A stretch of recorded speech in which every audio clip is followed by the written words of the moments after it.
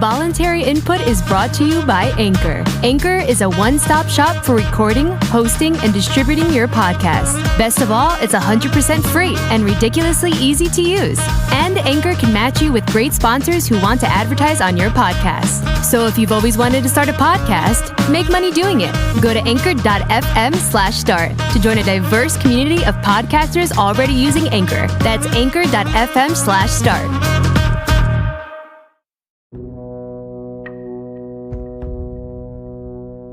It seems like on an almost daily basis, we hear talk about data and privacy.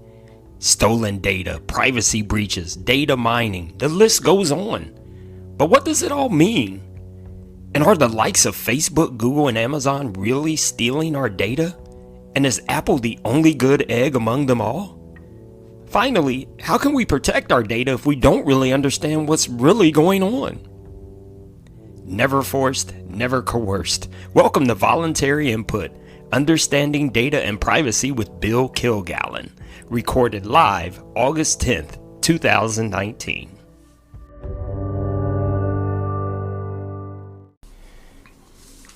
I've always been a tinkerer. It's just always been in my nature. Is what led me to programming in the 80s and then fooling around with gadgets throughout time. It's what made me the nerd I am today. But my tinkering pales in comparison to a good friend that I have today, former neighbor, and the nerd I want to be when I grow up, Mr. Bill Kilgallon. How you doing today, Bill? Great, how are you? Good. So I wanted to reach out to you today, like I said to you in an email. I just wanted to tackle this whole conversation about data and privacy, because we just keep hearing so much about it. And it seems like, in my opinion, over the past few years, there's been lots and lots of misinformation and confusing information. So I was just hoping today we could talk and probably try to clear the air up a little bit, maybe gain some understanding myself. So if you could you tell everyone a little bit about yourself? So my name is Bill Kilgallon. My background, my undergraduate degree was electrical engineering technology at UC, and I was graduating, I guess that would have been like 89.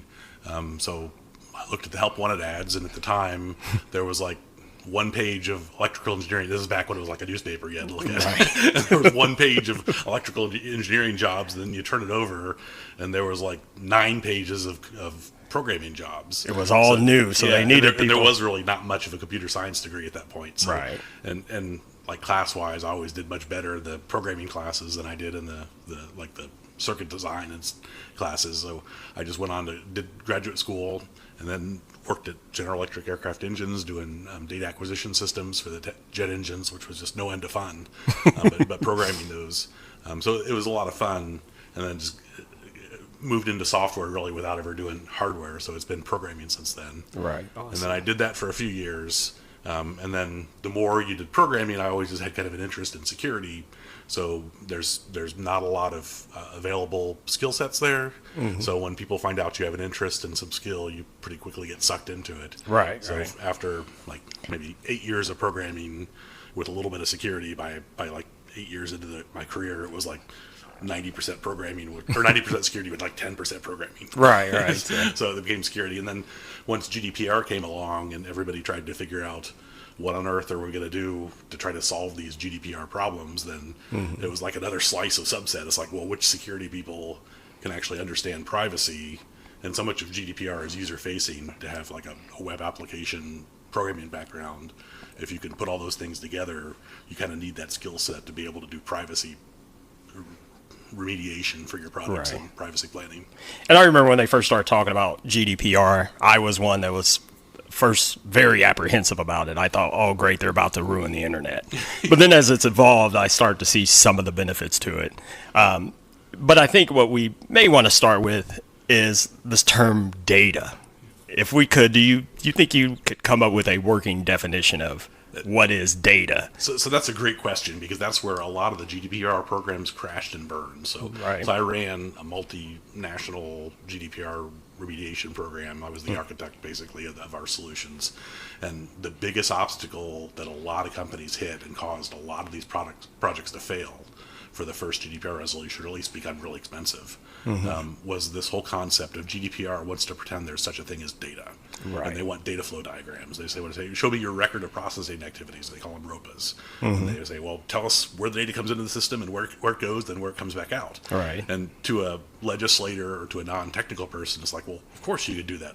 Why wouldn't you? Right. But if you've been in the industry, you realize, well, I get an address from a person, and then I buy a service that helps me fix it because most of them give it to me wrong. So I have to fix the zip code, and now I've got a zip +4. And then later on, I got an update to it from someplace else, and I merged that with this other data. So it's like, at what point did this drop of dye in the stream at this end become, it's this diffuse thing that goes through your system, and it changes over time, and it changes as systems come and go. So like the whole idea that you can have this clean, simple model of, I got a piece of data, I have it in my system, I'm going to delete it when you want to delete it. It just doesn't work that way. And I think that's what confuses people, especially like if you look on the likes of Facebook, and people always talk about my data. And I ask them, well, what are you talking about? What data? And I think you just clearly explain to people it's not as simple as that. And I think that's the problem. People want to say, well, Facebook stole my data. Well, no, they didn't steal anything from you. And I tell people all the time, computers are actually idiots. They only do what you tell them to do. So if Facebook has any information about you, you gave it to them. Yeah, or they bought it from someplace else you gave it to. That you gave it to, exactly. And I think that helps if people could really just understand that. If you could put it more in layman's terms, like if you could tell the average person, well, here's a better way that you should understand what data is. Yeah, I would say stop thinking about data and start thinking about information. So there's some and this is where it also gets really complicated. And this, I'm sorry, this whole conversation is going to be about how complicated it is. But it is. It's true. so like with the GDPR and now the California Consumer Privacy Act and the Nevada legislation, they're trying to define now what personal information is. Right. So they've got a list of attributes that say, so like my social security number is under the legislation, they'll say that's my data. But, it's really not my data. It's really a government. It's the government's data. They gave you the number. Yeah. And exactly. In fact, other people have probably had your social security number, but they died. And because there's not that many of them, and they get reissued. Right. So the whole thing is like, I don't own the string of digits that is my social security number, but it is important to me, and it's important information to me. So I would think, instead of trying to think about like data as some kind of simple magic description, think about like information about you and what the implications and ramifications and how sensitive that is to you is really the only useful metric. Right. And that's what I try to tell folks too, is like, because everyone likes to use the example where I was searching for something on Amazon. Then I get on Facebook and then there's these ads for it. And then people say, well, X plus Y equals Z. They stole my data. They are watching me. They're invading my privacy. And I say, no, not really. They're not. And I think you touched on this. People need to learn to separate what's private, crucial data and behavioral data, because what they're actually tracking is what you're doing. Yes. And then they're selling that to advertisers. Yeah, exactly. And you've heard it like 1,000 times already, probably. But it's probably the most important thing to remember is that if you are not paying for a service, you are the product. Exactly. So you went to a search engine and you didn't have to pay anything for that search engine, and you did a search, and they did a really good job of bringing information back to you. And if you ever look behind the scenes to see what they have to do to provide that data, to provide that search capability, it is insane. The amount of time and complexity and money. Right. And they're not doing it because they're nice. Exactly. It's business. That's how they make their money. And I remind people, how do you think, the Google search engine is free, but Google makes millions of dollars? Yeah. How do you think Facebook is free, but Mark Zuckerberg is a millionaire? Trillionaire. He's a trillionaire, exactly. He's selling something, and it's not your quote-unquote data. It's more or less your behavioral data. So I don't know if you heard of this documentary on Netflix, the Great Hack. Yeah, I saw the preview for it. I haven't watched it. I encourage people to watch it, but to put political, and this is always hard to get people to do, put all your political assumptions and biases aside, because it's obviously geared towards a creating a reaction Yeah. that would get them more attention. So ironically, Exactly. it's like an inflammatory piece. I like it. I didn't watch the whole thing. I just saw enough of the preview, and a lot of times the preview is more about the person that made the preview than the actual show. Exactly. So maybe it's not that bad. But there are some tidbits in there that I think people, if they would watch it, it would help them understand, because, the big argument was about what Cambridge Analytica did. Yeah. Well, they stole data is what the argument is, and that's not what they did. They didn't. They didn't steal it. And Nor were they the first to do it. no, and that's the big thing I keep trying to get people to understand. This stuff, it really isn't new. The only difference is they did it on a larger scale and a little faster. Yeah, and what with so the Cambridge Analytica thing, for people who aren't familiar with it, it is a really interesting example. And I just go back and admit it. I'm like the security geek and the privacy geek, and have been since 1995. Which is why I wanted to talk to you on this podcast. Yeah. So when that it was what was it? My Digital Life was the application that Cambridge Analytica was passing around Facebook. Right. And I knew going into Facebook what they do and what their business model is, and I don't do anything on Facebook that I wouldn't do in a crowded room face to face with somebody. Same here. So right. it is great for that sort of thing. Right. So when I saw that My Digital Life, I saw it and it said, and if you clicked through the information it gave before you signed up for it, it said, we're going to retrieve your information about you, and I would have been okay with that.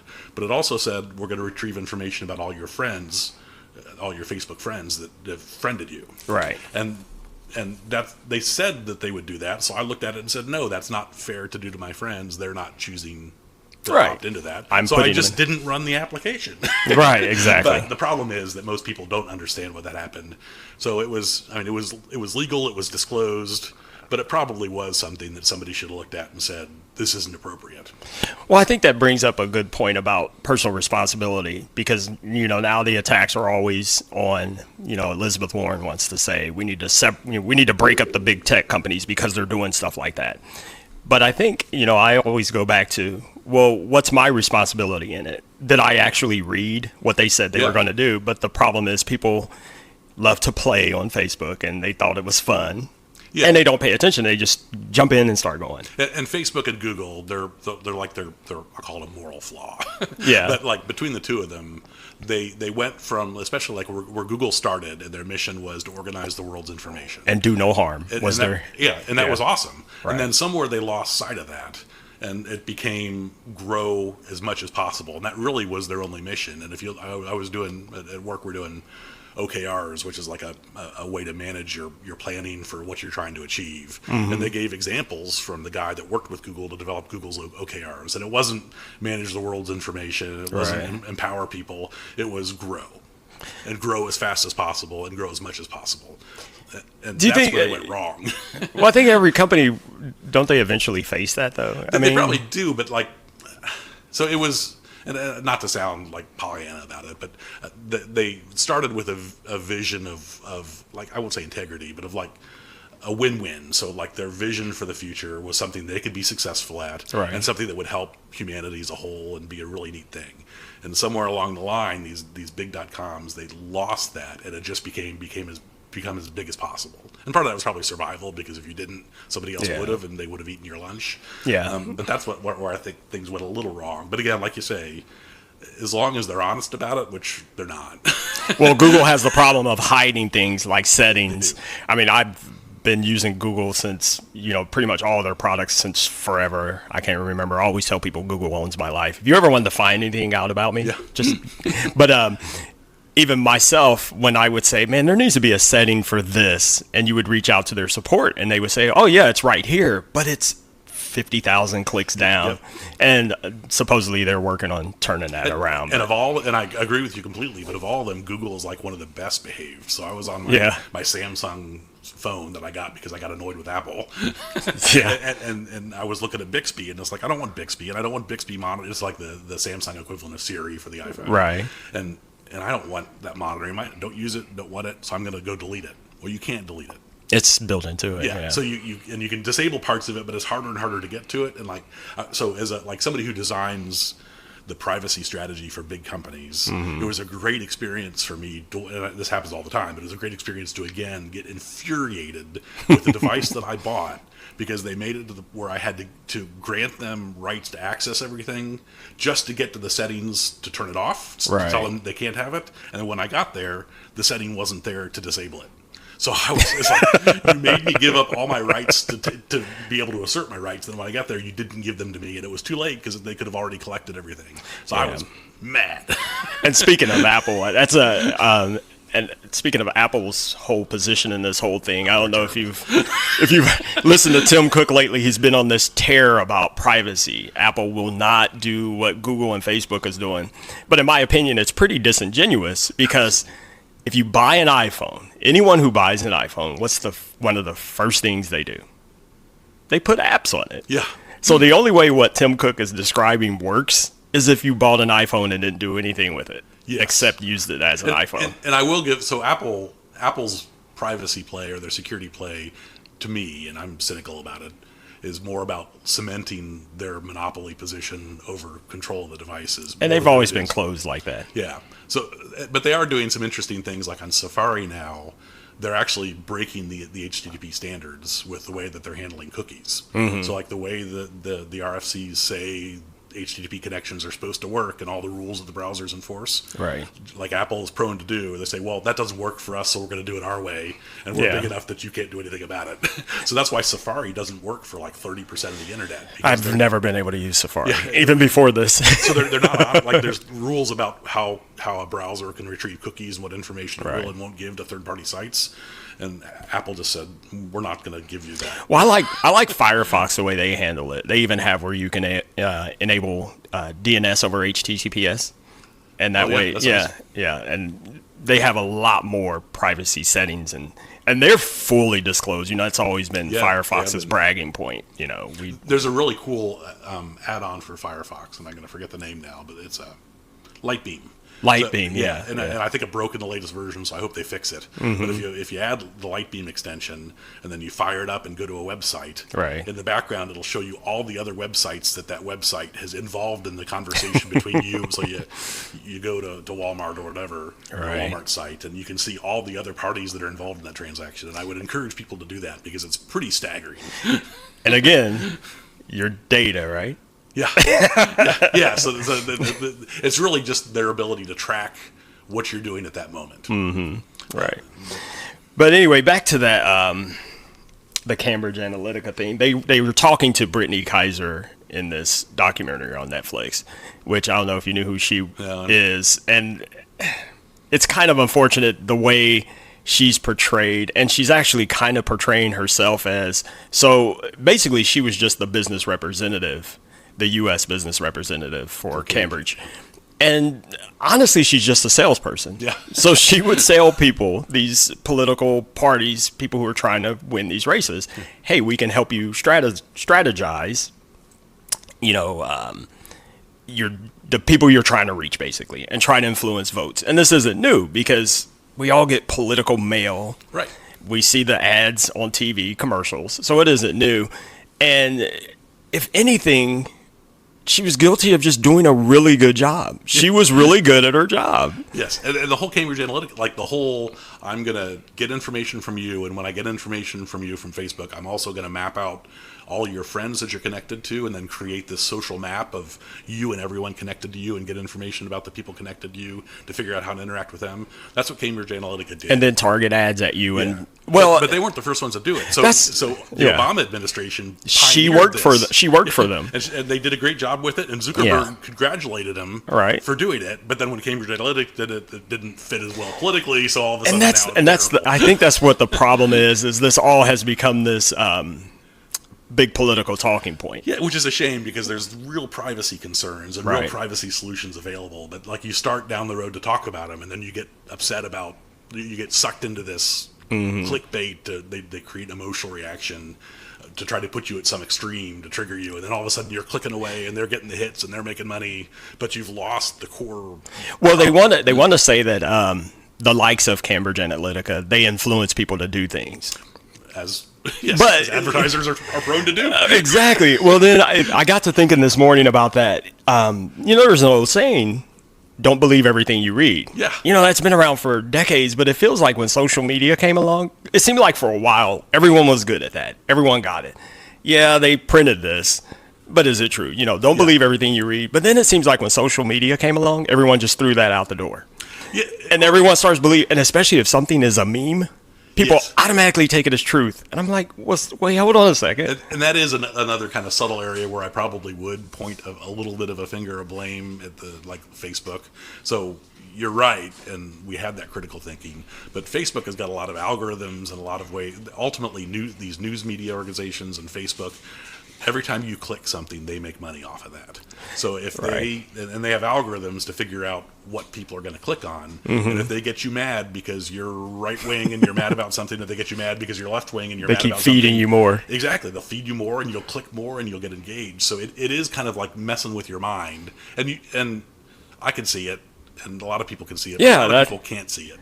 And that's where I'm kind of stuck, because now people want to blame like Facebook. And I think, well, ultimately, isn't it your fault because you believed everything that was on there? And I often tell people, you could log off. Right. and you're the I agree. Now I would, and then we can talk about this more, but I think I can't solve every privacy problem, but I think transparency is a simple thing that solves a lot of the problems, and that probably should be an area for regulation. Like, you can do, if it's a contract between you and the provider, in this case Facebook or whoever we pick on next, there could be a contract between you two about what you disclose and how they use it and the ways that they manipulate you, but everybody should have to be honest about it, and they should have to be honest about what they're doing, and some of the big companies aren't right now.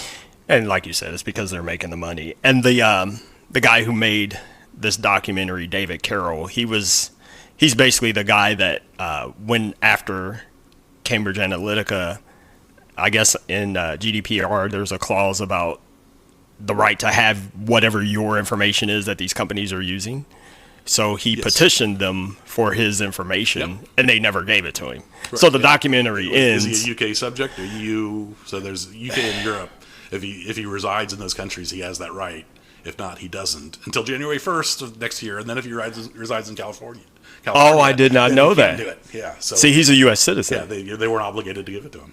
They never disclosed that. They should, and a lot of companies will now, because they're choosing to take the GDPR capabilities that they built and expose them to everyone. See, I didn't know that. I thought it was anyone. Nope. Only and EU, again, they call it the European Economic Area. And unfortunately, the documentary, because of its political slant, they never disclosed that. Yeah, or even just because they want to make it build. It's like the 60 Minutes thing. It's like it's the gotcha moment that makes it more dramatic television. It's like, I get it, but I'm kind of tired of like dramatic television that leads people. It's like, I wish you should either have to label something fiction or nonfiction.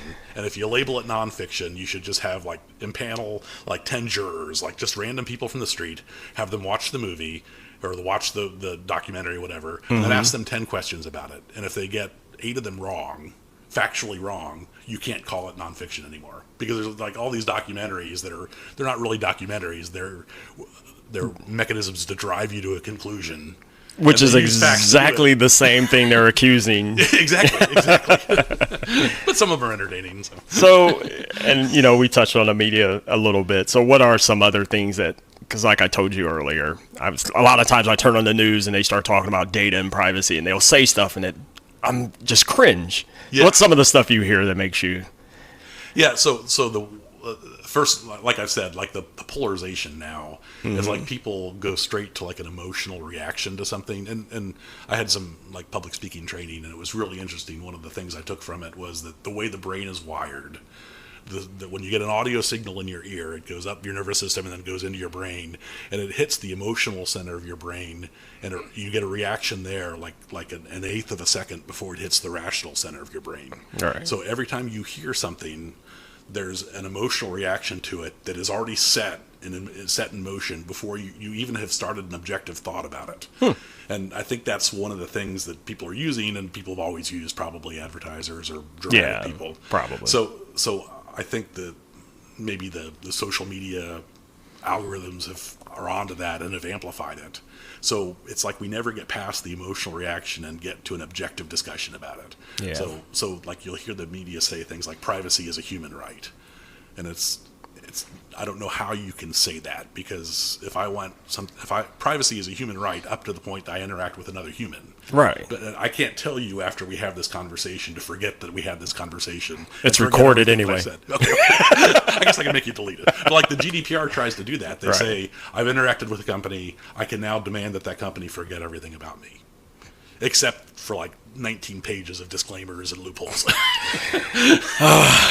it's just not a rational thing. It's like I chose to interact with that company. That company has a right to details of that interaction, just like I do. Now, if we want to enter into a contract ahead of time to say, before I interact with you, here's the ground rules that we both agree to, then that's great, and we should be doing that probably. But to say that there's some sort of governmental regulation that's just going to put this big, highly granular, like this big one-size-fits-all solution, it's just a train wreck. Is that what we're coming to? I mean, we're going to be a society where if you walk up to someone and say, hello, now before we start talking, I need you to sign. Face-to-face, we've kind of worked this stuff out. Right. And I guess the internet really isn't that old, if you think about like the human history and how long it took us to work out how to talk to each other without killing each other. Right. So maybe this is, in fact, that's what I think deep down I believe, that right now it's a ripe environment for media and Facebook and social media, everybody to manipulate us. Right. But we're going to get smart fast, and I think we're already getting smart fast to see it and feel it and understand it.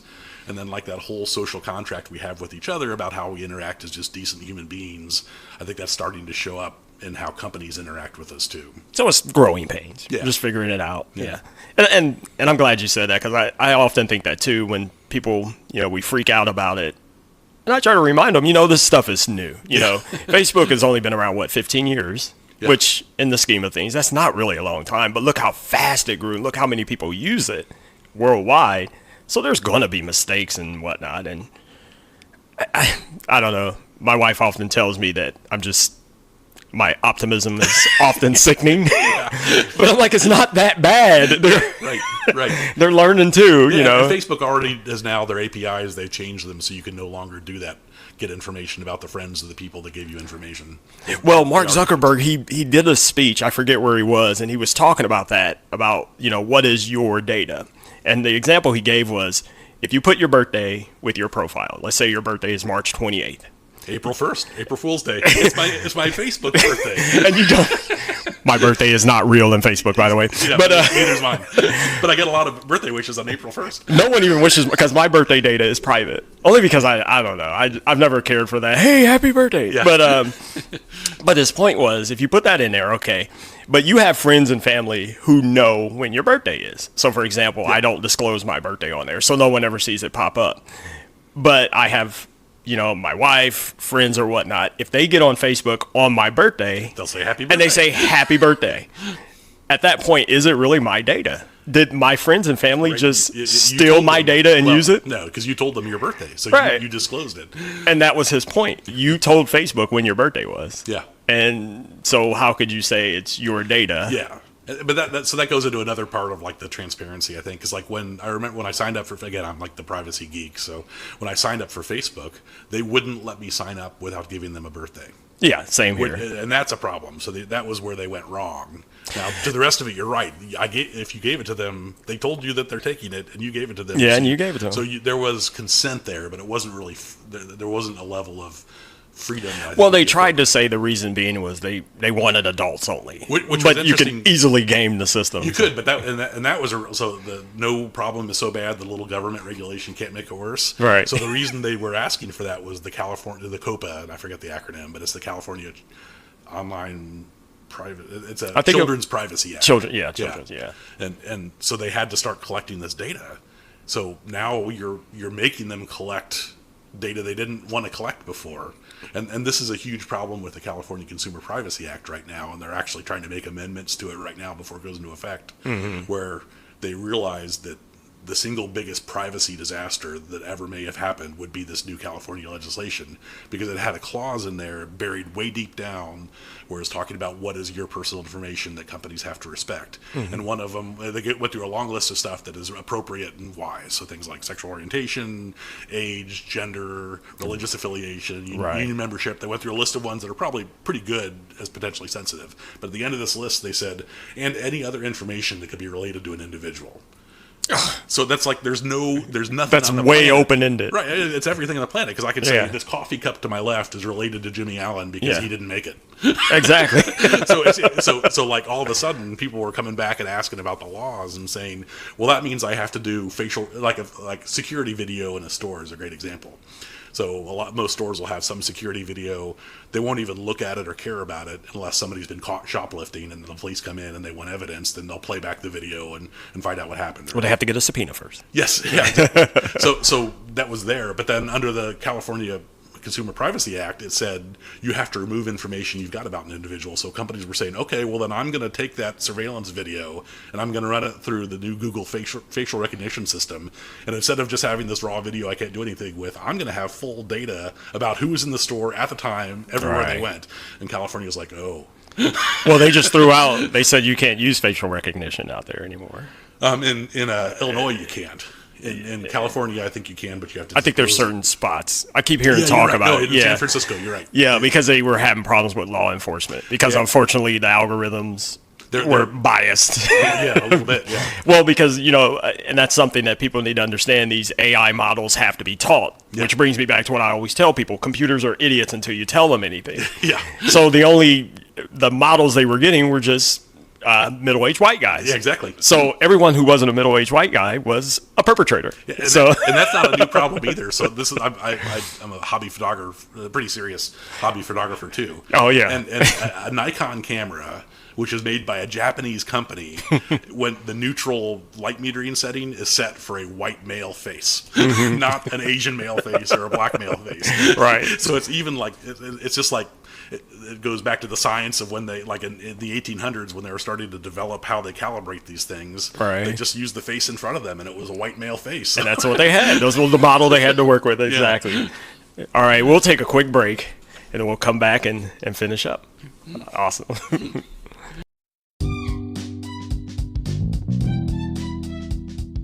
Have any questions or comments about today's or any other episode? Please be sure to email them directly to voluntaryinput@gmail.com. That's voluntaryinput@gmail.com. Please also remember to visit my website at leojallenjr.com. There you can find product reviews, helpful cord cutting tips, and my personal musings, among other things. And feel free to select Contact Me there with any questions or comments. Also, if you're listening via the Anchor app, why not leave a voice message? Your comments may air on a future episode. Lastly, if you would like to support this show, please don't hesitate to donate any amount. Your support helps keep this show going and helps with plans for future expansion. Thank you for listening and thank you for your support. Now back to the show. All right, we're back. It's me and Mr. Bill Kilgallon. I love that first half. It's fun. I feel like we talked about we. It's hard to try to fit it all in, but I hope we're doing good so far. So far, so good, and I hope that we help. If anything, we can help shed some understanding for people, because I know quite a few people who just their reaction is, I'm just going to leave everything alone. Because as far as I can tell, everything's bad. Yeah. And I think I want people to not feel that way. Plus, even if they do that, there's going to be information about them everywhere. That's what I tell people all the time. Before the internet, before social media, how do you think companies knew what coupons to send you in the mail? Yeah. Your information's already there. And why on earth would someone ever have loaned you money to buy a house if they didn't have some level of information about who you are and what your history was? Right. Exactly. The only difference now is these powerful systems we have, they do it very efficiently. And it scares people. And it's scaled up so much more. Because before, it took a lot of investment to find out information about a person. Mm-hmm. So that in itself was a great protection, because if I wanted to snoop on Jimmy, I would have had to hire a private investigator. They would have had to follow you around. I would have had to file some public records requests, maybe show up in front of a clerk of courts and drive to some county where you grew up and drive over to Middletown and get them to give me stuff. But it's there. Now it's just one click and there it is. One click, yeah. And while we were taking a break, we briefly talked about some of the laws and regulations. And I often think, what kind of regulation should we have in place, if any? And you were talking about... Yeah, the California Consumer Privacy Act. Right. So that showed up about a little over maybe a year and a half ago. And as first drafted, it was drafted pretty quickly, and a lot of people criticized it for being slapped together. But the first draft of it I thought was excellent, because instead of trying to do what the GDPR did, which was demand some impossible things, the California Consumer Privacy Act had a pretty focused set of rights that are actually fairly easy to achieve, and that actually gave consumers really good information to allow them to make informed choices about the privacy impacts of their actions. What kind of information do you? So as originally written, a website who collects information about a consumer, they had to disclose in their privacy policy any third parties that they share that data with, and they had to disclose what kind of information they're storing about you. So if they're just storing your address, that's great, it's just your address.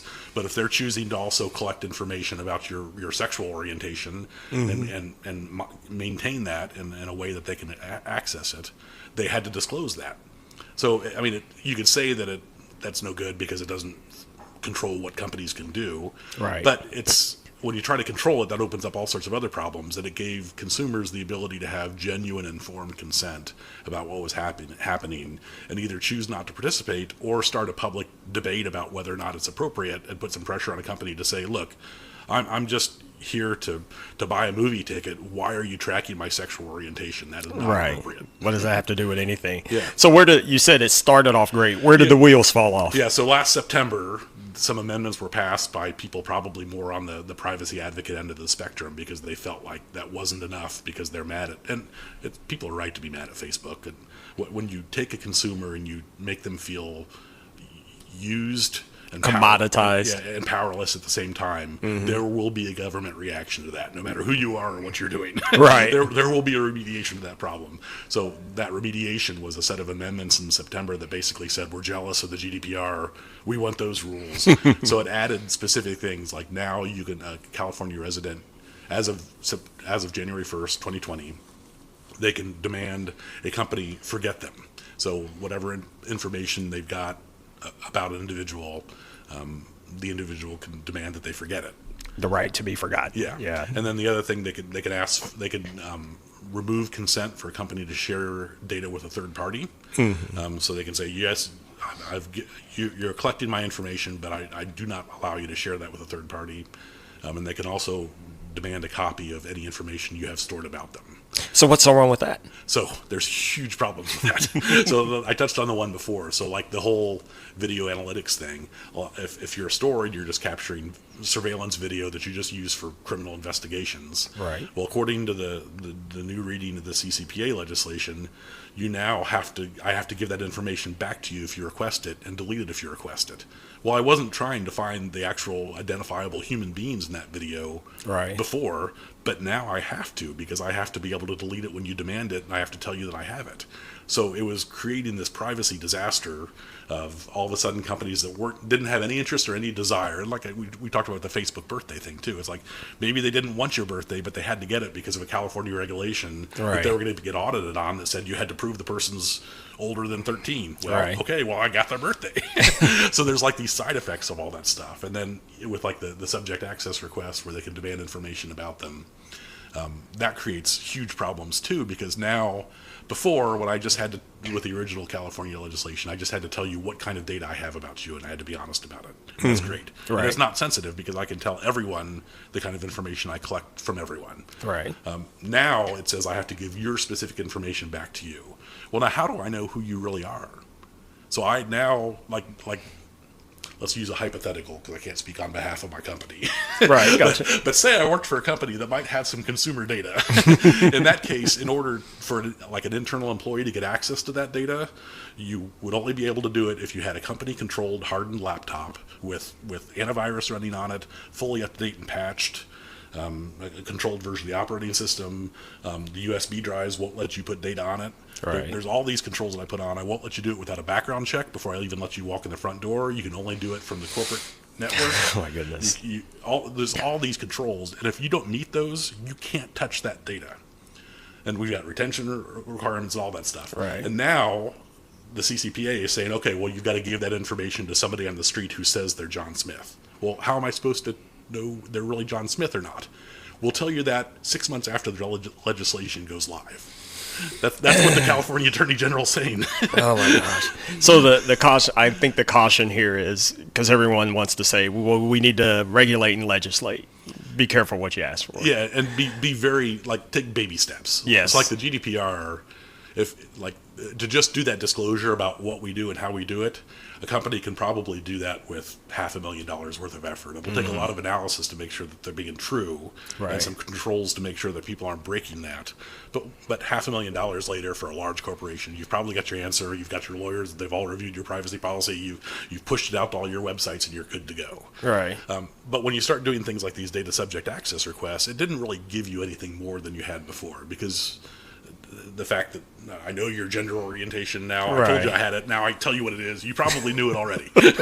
So it really didn't buy you much, but the effort required to get to that is now $1 billion effort, and companies don't just make up money, they take that money from consumers. So on a global scale, there's probably multi-billions of dollars that have just been thrown away for companies trying to comply with these rules that really don't give you that tangible benefit. So it makes you wonder, why would Mark Zuckerberg say, I think we need regulation?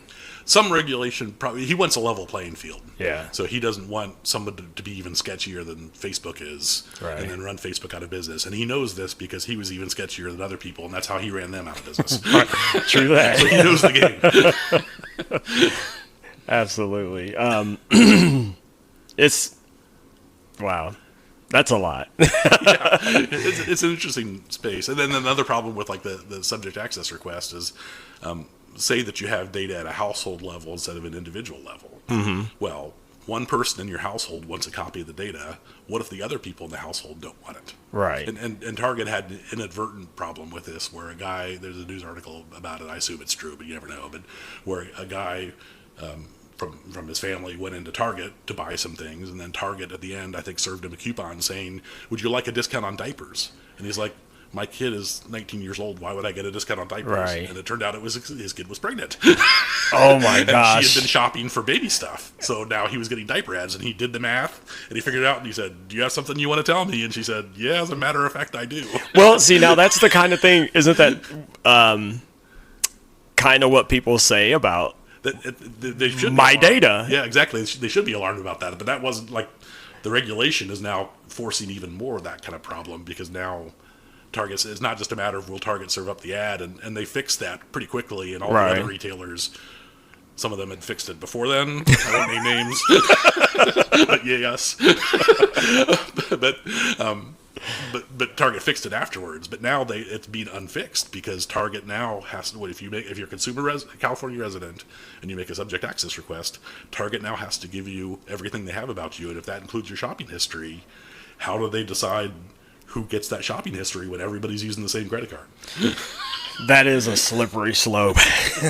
So what about GDPR? What do you think that gets right or gets wrong? Or is there anything in it that you think? Yeah, what they were trying to do, their core precepts of the kind of rights people should have, they were a good start. Mm-hmm. But GDPR was a disaster, because it was very, very heavy on the privacy advocate side. If you do the two extremes of one person that thinks privacy is absolute and is a human right, and I should have total power over all my privacy. Right. And the other side would be a company that says you have no privacy rights. Anything we can do is allowed.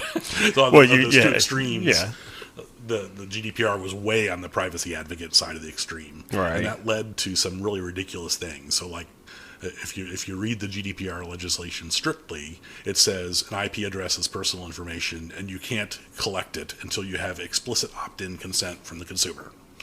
But if you know how a web browser works... An IP address is not. Well, first of all, it's not. But even if it was, let's say it was, the way that a web browser works is you request a web page, right? Right. You send them your IP address. They send back you send them a SYN packet. They send back an ACK packet. You send back another packet. Exactly. All of which require the IP address to be there to work. So how do you paint the screen that says, may I use your IP address, when you can't paint the screen until they give you your IP address? And these were real problems, and companies are like, you can't mean this. But the legislation said you did mean it. And the way they addressed that was with the GDPR, there's the ICO, which I think is the Information Commission Office or something. I forget what it is off the top of my head. But they were the interpreter of the law. Mm-hmm. But they didn't do any useful interpretation until the law went into effect. But companies had to be compliant on the day the law went into effect. So all these companies are spending all this time and energy that could have been devoted to like real privacy games Right. to just try to interpret these ridiculous statements in the law. It was, yeah. And as the ICO comes out and gives guidance, it's actually decent, reasonable guidance, but it's flatly contradicts what the law says. So they did it backwards. They rushed it in. yeah, before anybody looked at it, basically. They knew what it was, but they didn't get a chance to pass the law define to find it. out what's Right. in it. That's Which is, I guess, pretty common. But and I guess at some point somebody has to start things moving forward. So maybe you need to break some things to fix some Right. things. But it sure wasn't good for consumer privacy. And well, we got those cookie banners every time we go anywhere now. yes, we did. All of which are like, and even the people that were asking for those were saying that's a bad idea. I mean, Because everybody just clicks through them, and it's like you can't. And that was another place where like the cookie stuff wasn't actually in the GDPR. The GDPR said you have to follow another act, and that act was the one that had that the EU cookies. cookie law. It was like they were numbered, weren't they? It was like something 15, and Yeah, then 17 was the one that included the cookie. Yeah. And still to this day, I cannot see the benefit of that. Yeah. No one reads it. And the law, the original EU cookie legislation said that you had to give people, the site had to work just as well if you declined that. Which, if you know how the web works, it can't. Right. And what that resulted for people like me and what I do was a lot of phone calls about something's wrong with my computer. I think I did something because I keep getting this banner talking about cookies. Yeah. And a lot of people apologizing to me, and I had to explain to them, no, you didn't do anything wrong.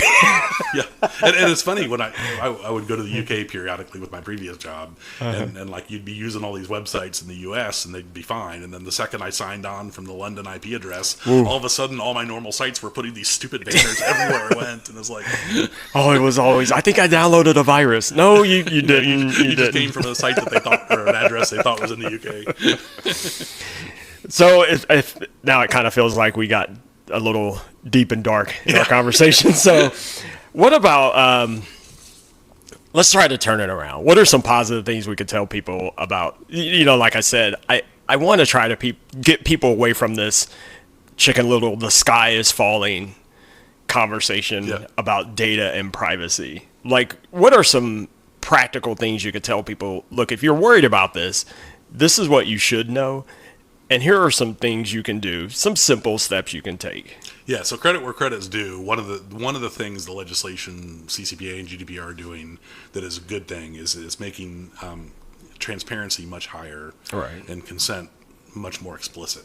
So the GDPR says you have to default to no consent, and the user has to explicitly click the yes, I consent. Right. CCPA lets you default it to yes, which is a more rational thing. So like if you sign up for a service, the service doesn't have to put another page up that says, are you sure you want us to have your data? Right. So all that is really positive, and I would encourage people to spend a little time trying to understand some of it. And don't feel like you have to understand all of it, but read some of it, try to understand what it's saying. If it is not clear, maybe ask some questions to the little pop-up chat bot. Yeah, just to like get some more information, but also inform the companies that you care, and that's a good start. Yes. And it'd be nice if consumers would make some choices about what they interact with. Get honest about it. So if you really don't care about privacy and you just want the free service, then stop whining. But if privacy is important to you, then go someplace that gives you better privacy and pay more for it. Right. And that's the point. You're going to pay. Yeah. Because these companies don't do things for free. Yeah, right. So, and all the discussions I think are getting better. Like I guess we touched on earlier, I think people are starting to wrap their head around the issues, and I would encourage people not when they start looking at this and they feel stupid, don't feel like you're stupid. Exactly. I've been in the room with lawyers getting paid $800 an hour, and I've had to explain things to them, and I've had people explain things to me, and I've been working in privacy for 20 years. Right. So it's just staggeringly complex, and there's there's even never a right answer. So like a funny example I use is what is private information? So for me, if you want to look at my medical records, more power to you. And if you want to see the X-ray of my cracked pelvis from the motorcycle accident, I'll show it to you. It's pretty cool. Right. But if you go on my Alexa playlist and find out I've got Britney Spears on there, I'm going to be mortified. So different things are important to different people. Like if my medical conditions were one that it could jeopardize my career and I might be discriminated against it, then heck no, or do I want you to see that? Right. So it's like there's no one right answer. And that's a lot of what we're wrestling with. So when you look at the stuff and it just feels overwhelmingly complex, that's because it's overwhelmingly complex. Because it's not that's because true. you're stupid. Exactly. That makes sense to me. And it's interesting you brought up medical information because, a lot of people don't like the fact places like CRISPR exist. Yeah. Or Ancestry.com. Yeah. And the people say, well, you're just turning over. Well, yeah, you are, but there are benefits to that. Yes. Because you can help the medical community progress forward with treatments and an understanding of conditions. And you might find stuff that would kill you that you could stop. Right, and you would have never known it before. But like you said, if that concerns you, And there was a couple of serial killers that were found because they had DNA evidence on file, and one of their family members. Who was the guy that California, in California, former police officer. Because one of his family members Yep. did Ancestry. Yep, and that's how they found called it him. out. It's like, oh, hey, you've got a cousin. By the I'd like to talk to him. Yeah, that's so. Yeah, like I said, that's one of the reasons why I wanted to have this kind of discussion, this kind of episode, and I hope to continue with it with other people who are well versed like yourself, because I just don't like people feeling like we need to shrink back and run away from technology. I love technology, and I keep trying to tell people it's not that scary. And it gives as much as it takes. Like Yes. there's legitimate concerns about what it takes, but what it gives is incredible too. Right. And if you're willing to, in the email or in the rundown here, I told you, I like to use the Google Home products. I know people who say, I would never put that or Alexa or any of those things in my house. I can't believe you're doing that. They're spying on you, blah, blah, blah.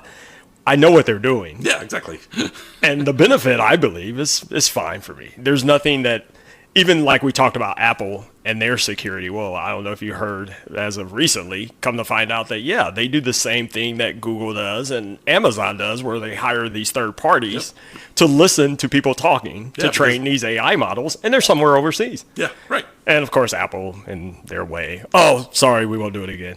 Yeah, but even, that's another good example. But that's how it works. It's another good example of the overreaction too, because oh my gosh, you're sending it overseas. Well, at a previous company, we had overseas support, and every company has these things. Right. Large. But if you go over there, the controls they put on those are pretty ridiculous. So if you go over to one of the Indian firms and you go into their office, they've got like locked rooms, right? And they're not allowed to bring anything in there. They're not allowed to bring a smart device in there when they're working on this company's things. And there's a dedicated network connection that goes straight from there.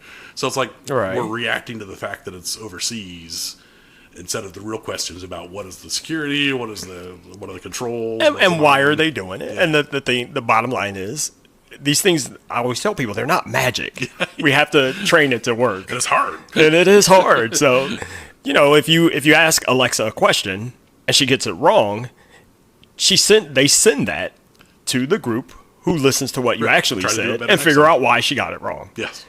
And under the CCPA, even when you demand that information be forgotten, I don't think they have to forget it. Well, I'm sorry.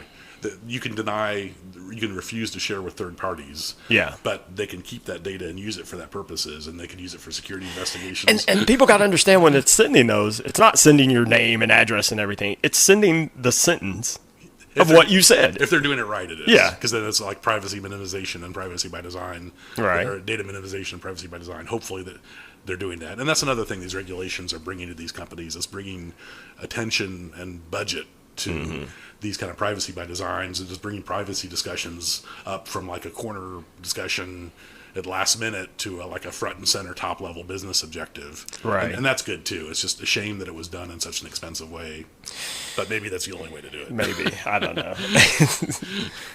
All right, so I guess the takeaway is this: we don't have to be afraid of Alexa. Nope. We don't have to be afraid of Siri. No fears there. Of all the things I worry about for privacy, those two are at the bottom. They're of the list. toys. Yep. And there was even the big thing about the kids dot, where people found out, well, they're sending your kids speaking. Even my wife was like, well, duh, that's how they all work, right? And I'm like, you're absolutely right. Yeah. So finally, you would say the sky isn't falling. No. No, we'll be all right. And privacy is getting better all the time. People are getting smarter. Companies are doing better. There's an expectation of privacy that's becoming more of like a social contract, even online. People are asking all the right questions, and companies are doing a lot of the right things. And it's not going to be perfect, but it's certainly getting better. And we're reaching like a better social balance to try to wrestle with these hard issues. Awesome. Well, thank you, sir. I'm glad we got to talk about this and record this episode. My pleasure. It's fun. All right. Well, maybe we'll do another one some other time. Love We'll to. talk about something else. My son just bought his 3D printer. It's been a big thing, and maybe you can help us print out some robot Maybe. parts. I can't afford a 3D printer right now. It's out of the hobby budget. Well, he saved his own money. He worked Oh, hard good for him. it, and So you get to play with it now. exactly. Well, I went halfsies with him. Yeah, But. fair enough. All right. Well, Bill, thanks a lot, and we'll talk to you again. Thanks, Jimmy. See you.